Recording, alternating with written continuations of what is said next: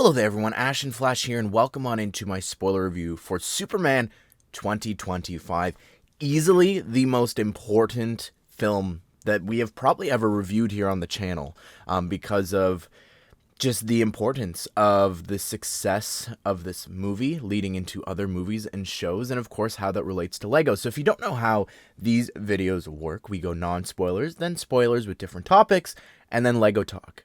How did Lego do? Well, we know they did nothing. So what could they do? And there's just so much here that is ripe for potential, which may even be its own separate video on its own top 10 Superman sets that we need. But anyways, let's go ahead. Let's talk about this movie. So non-spoilers. I liked it a lot. I think that it's not as great as everyone else is saying. Like, I don't think that this is one of the greatest comic book movies of all time. I think it does a very good job of establishing this new universe and all these new characters. I loved every interpretation and performance of probably everybody, but I'm thinking more of like the core Superman cast and that mythos of just Clark and Lois. Their dynamics great. All of the Daily Planet employees, for the most part, even though some of them are just sort of in the background and don't do much, or they're just comic relief. I think that like Perry was really good for the little bits that we got with him. I wish there was more Daily Planet stuff. And of course Lex was just phenomenal. I really just enjoyed that. I liked Krypto, of course, stole every moment. Just everybody all around, I think, just did a phenomenal job. Even the Justice Gang was a lot of fun too with the scenes that they are in. But yeah, I don't know. I liked it a lot. I'm excited for more, but it felt rushed. I know that that's what a lot of other people are saying as well. There's just a lot going on for this movie, and I think that maybe part of that is trying to catch up a bit with Marvel, and I think that some of the mistakes that DC has made in the past of jumping to Justice League too soon. So I wish that this was just a little smaller in scale, maybe.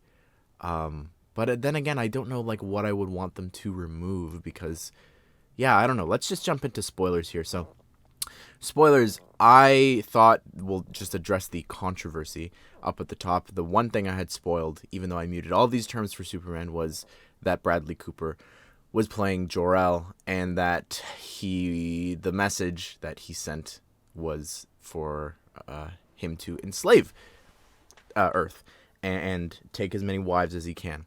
Which I think that people are upset about that, looking at the small picture here of what did they do to Jor-El. We have seen so many different interpretations over the years, animated, even with Supergirl and the CW and everything, about just all these different interpretations of Krypton and why Superman's being sent to Earth, why Supergirl's being sent to Earth. So I think it's interesting. I didn't have a problem with that. I thought it was very shocking. I really expected it to just be Lex making that up, but the fact that really was the true message, and just to jump ahead to the ending, that wrecked me. Like that bit where he's recharging and Alan Tudyk as an incredible robot here. Was it? Greg, I think it was the name that he wanted to be called. Anyways, loved that bit when he just goes, "Do you want to hear the message from your parents?" And then he goes, "Yeah, sure." And then the line of, "It soothes him," and just in his Alan Tudyk way, and then playing, I can't even, just getting emotional thinking and talking about it. Just the clips of him growing up with his parents, his Earth parents, his real parents. Just beautiful. Just destroyed me in the theater. Like, just out of nowhere, left field, just, oh my goodness, that was just great. But anyways, jumping back to the message, I'm excited for, like, Krypton. And, like, this sets up so much about, like, General Zod and, like, how bad of a person does Zod have to be if these conquerors, which, again, is what we have seen depicted in My Adventures with Superman recently, like, how bad does he have to be there? Like, I don't know. I'm excited to see that. I think that's maybe where we're where we could go next with Zod and coming to Earth and different things, and again being upset that he isn't ruling them. I think there's so much potential there. Continuing with villains, I really liked Lex. I think that was just incredible. I really loved that he has been studying Superman obsessively and knows his every single move, even though he can move so fast. Lex is just so intelligent and can see what he's about to do. I just thought that was great, and having that whole team commanding Ultraman was just incredible. I thought that was just such a great idea, and that final performance of the dialogue between them was just great. Like in LexCorp, or what is it, Luthor Corps, was just phenomenal. And also just seeing Krypto just rip him to shreds was just amazing. just great. But the other thing that I really liked as well was he's so fixated on him. And I love that it wasn't about land. It wasn't about becoming king of Bavaria or whatever it was. It was becoming... He created that conflict just in order so he gets to kill Superman. Like, that was really cool. I loved that a lot. I loved him, just how sadistic he is and just torturing that guy and just straight up killing him because he talked to Superman once. That is crazy. Like, that Lex is just unhinged and evil, and I've seen so many people saying that he really could be this universe's like Loki, of just being the villain every once in a while, but just don't redeem him. Like, just always keep him evil, and that's what Lex should be. Like, yes, I'm sure down the line they'll have them team up or something and put aside their differences to save Earth or the multiverse, blah blah blah. But I think that just keeping him bad and then going back to I still hate you, Superman, would be great. I'm also just thinking ahead of like everything Lex did, minus the killing, of just being prepared for Superman. I'm like, I can't wait to see this Batman. Oh my goodness, Nicholas Hoult comparing his Lex to other Lexes, like especially the last one, that wet fart of a Lex Riddler, was just incredible to see here. But the only thing that I'm like, this is so stupid, was with Eve Tessmacher just taking all the selfies and then Lex just not monitoring or having a problem with the stuff she's taking and who she's sending it to. I thought that was just ridiculous for like such a smart person to overlook. That was just, it felt too convenient to me for plot sake of them finding out and then the Daily Planet finding out. Speaking of the Daily Planet, Lois and Clark, their dynamic was great. I think maybe that scene in the living room went on for a bit long, but other than that, like, I love their dynamic and I wanted more of them. I just easily could have, and again, maybe we're just so spoiled now with having this incredible TV show for 4 seasons literally called Superman and Lois, that I wanted more. And I feel like I just want more of all these characters, like Clark with Jimmy and different things. Like, we just got such a small little snippet of their friendship and relationship. We also didn't really see Jimmy having any relationship with Superman. I'm trying to think back. I don't think so. Maybe he could have been on the ground with the kaiju taking pictures or something. I think that would have been great. But what else? The Justice Gang was great. Nathan Fillion as Guy Gardner. There's something with the hair that it's just not orange enough. It just is lacking a little bit of Guy, but I think performance-wise, I think he captured Guy perfectly. I think it was just great. I loved their dynamic with Mr. Terrific as well. And James Gunn just does a phenomenal job of taking such obscure and unknown characters and just making them really cool badasses. Like Mr. Terrific, that scene when they went to the little encampment on the beach was just amazing. With the T-spheres and everything, and just, he got the most play out of any of them. And it's great. Like, again, James Gunn is just taking these obscure people and then making them some of the most important and iconic parts of a movie. I think is now his specialty. Like, Peacemaker has his own show, and he's appearing here in a Superman movie. Like, that is nuts.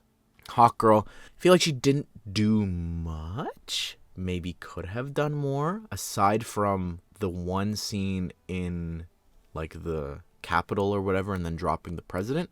I feel like she was a bit underused. But I also just really like them fighting the kaiju. And going back to Guy, I thought that the constructs he made were really cool. Like the mittens and everything. I know he calls that out, but just some of that was great. Also just fighting in the background, I think was really also interesting with that big eyeball thing.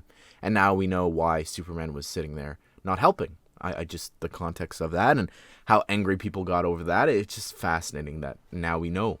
And also Metamorpho was interesting too, with having a kid there with the baby, the little green guy. But I also thought his powers were really well done. It made sense with creating the kryptonite and everything. It was great. I thought his performance was really good. Krypto, I said before, stole every single moment, every single scene, just even in the background doing stuff. Just really awesome. Now the other villains, the engineer was fine. It was cool. You know, great use of the tech and everything. I think visually it looked very good, as well as Ultraman and the Hammer of Bavaria. I mean, I wasn't surprised that it was a clone. I think I knew that going in or something, but even the fact that they were just saying, like, how did you get into the fortress? Like, only my DNA can open it. I was like, okay, yeah, confirmed then. I really thought, and maybe they can bring him back as like a Bizarro version or something, in this twisted version that went through the black hole or something. All the antimatter, blah, blah, blah. I don't know, it would be cool. He hates Lex as well. It'd be interesting. I mean, they did call him dumb, so I thought that's where they were headed for that, but I kind of wish there was something being set up here more than just Supergirl and like partying and whatever her story is going to be. I mean, I can't really judge it yet, but I don't know. I thought her performance, the outfit looked great for now, but I can't wait to see more about her and what's going on there, and a little Krypto and seeing the main man. I can't wait. And yeah, I'm talking about them because one of them just mentioned, I think those post-credit scenes were some of the weakest ever. Like, just, okay, it's cute, you're sitting up there, you know, on the moon. All right, great. And then the other bit of what was the other one of the crack and it being uneven? Okay, a little gag. But this is the first ever entrance into the DC universe. And you look at what was Marvel's first one. It was Nick Fury recruiting him, being like, you're part of a bigger universe, you just don't know it yet. Then nothing really happened here. Like, I think it would have been better to set something up than, oh, it's uneven. Ha ha ha ha. Lego talk, though. I mean, we did just release a video talking about how Superman himself, David Cornsweat, is literally saying, please Lego, to turn him into a Lego minifigure. And we got nothing. We got Fortnite collaboration minifigures, and that is it. There is so much potential here for sets. I mean, just to rattle off a ton of them in no particular order, not going too in depth because I could just spend, again, it's going to be a separate video, but obviously, the Hammer of Bavaria as its own set would be phenomenal. Like, I just think that a mech like that, Ultraman inside, would be perfect. Krypto as a brick-built character, maybe not as big as the Dalmatian or Simba, at a smaller scale, smaller price, would be incredible. I love the design of the Daily Planet and as well as Luthor Corps.